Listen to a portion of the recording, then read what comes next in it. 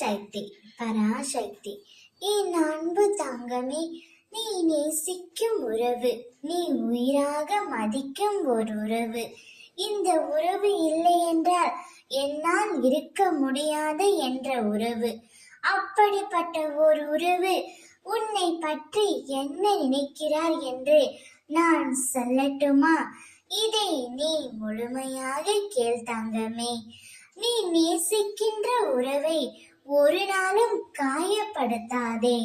அவர்களை இழிவாகவும் பேசாதே. அவர்கள் ஏதேனும் தவறு புரிந்தால் மன்னித்து ஏற்றுக்கொள். தவறு ஏதும் செய்யாமல் இவ்வுலகில் யாவரும் இல்லை. நீ நேசிக்கின்ற உறவு உன்னை பற்றி மிகவும் உயர்வாகத்தான் எண்ணுகின்றது. நீயாகவே உன்னுடைய தரத்தை குறைத்து கொள்ளாதே. உன்னை பற்றி உயர்வாக எண்ணினாலும் அதை உன்னிடம் ஒருபோதும் சொல்வதில்லை. அவருக்கு அதிகமாக கோபம் கூட வருவதில்லை. சில நேரத்தில் கோபம் வந்தாலும் வெளிக்காட்டுவது இல்லை.